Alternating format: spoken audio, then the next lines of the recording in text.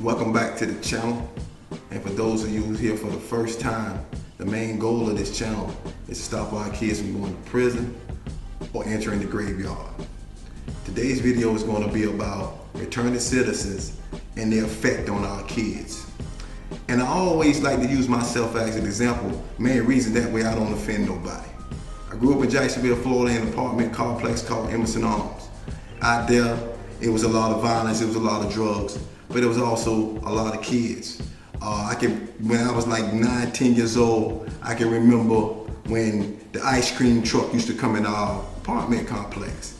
Now, we had this one individual who sold drugs and gang banged all in the streets, and everybody knew it.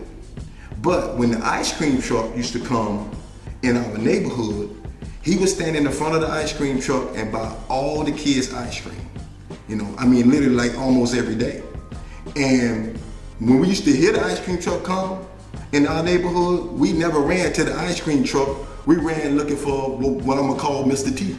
We ran looking for Mr. T because we knew that he would buy all of us ice cream, and the adults in the neighborhood treated him with a lot of respect because he used to do little favors for them, like help them out with their bills and stuff like that. So most of the parents was cool with the kids hanging out with Mr. T. Mr. T's a good guy. Yeah, we know he sell drugs. Yeah, we know he do all kind of other things in the streets. But, he's a friendly guy with his money, and all the kids love him. Well, I'm gonna tell you the danger to that, because some of those conversations that we had with Mr. T, me personally, it began to take away the fear of prison for me. I knew that Mr. T, he used to tell stories about him going in and out of jail and prison, and he used to always make it seem like it was nothing. We would ask him little questions about the inside things that we thought. Did you get raped? Did you get beat up? And none of those bad things never seemed to happen to him. And along with other returning citizens that was in my neighborhood, I remember seeing a lot of them that used to smoke crack. Crack rocks, and they go in looking like they was this big, but then they'll come out like this, looking nice. All the girls all on them. And they got nice cars, they got nice clothes. To keep a little bit of money. So as a young man, I began to analyze this. I'm like, prison ain't that bad. Guys would come out and tell all the good stories. Nobody never told a story about how they went in there and got raped. Never heard that one. Nobody never came out and told how they ran from another inmate. Nobody came out and told me how they got beat up or anything. It was always good stories, And then as I began to get older, I began to go into little juvenile homes and the detention center and stuff like that. And I was always kind of big for my age. So I didn't have no problems with my age group. I would go into the little detention centers and stuff and basically do the same thing I was doing on the streets. I was robbing on the streets, and I would go in the little detention center and take canteen and take other inmates' food and stuff. So, I really thought that, hey man, the jail stuff ain't nothing, But at the age of 16, when I was sentenced to 15 years in a real prison, and I entered into a real prison where it wasn't age group, it was just a number. I quickly learned that everything that Mr. T told me, everything that the guys in my neighborhood showed me, the detention center stuff I went through, was nothing to the real deal. So my message is, if you are a returning citizen, watch what you say, watch what you do around these kids, because they are watching you.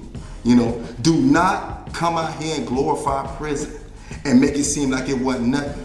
When I talk to the kids these days, I tell them the truth. Yeah, it's some days you get in fights, but every day in prison is like living in hell. That's the truth. Ain't nothing cool about it. I done got beat up. I done got chased. I done ran from dudes. That's the truth of the matter. And for anybody who get out and say, hey man, I ain't have no problem, I beat up everybody I fought, I never ran from anybody, then A, you're lying, or B, you wasn't at a real prison. Because see, like a lot of us will go to these little detention centers and come out and make it seem like it's cool, but that's not a real prison. Once you do a real crime and go to a real prison, trust me, you're not gonna have nothing funny, nothing good to say about that. I promise you. And if you do, I'd look in your face and tell you you're a liar. So, and to you little kids, prison is hell. That's the truth of the matter. Don't let nobody come out and tell you it was easy. Don't let nobody come out and tell you it was fun. Because the only thing that's gonna do is take away your fear forever going. And if you ever done been to the little detention center, even if you done got certified and sentenced to the county jail as an adult, that's Candyland. Don't let that fool you to believe that you can make it in prison. I done met some guys that only got sentenced to 24 months and lose their life. See, you don't hear those kind of stories from these guys, these fake dudes that get out of prison and try to make it seem like it's cool. But I'm telling you the truth today, and if any of y'all out there who know a teen who need to hear this, please play it for them. Comment below. If you need my number, I'll talk to them. I do stuff like that because I know the importance of understanding the dangers with the way we live.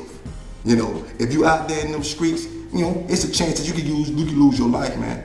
And losing your life can come in many forms. You can go to the graveyard and you can get a life sentence. It's not as hard as you think. So if you like this video, please comment below. And if you haven't subscribed to my page, please do so. Until next time, this is Ellis Curry. I'm out. Peace.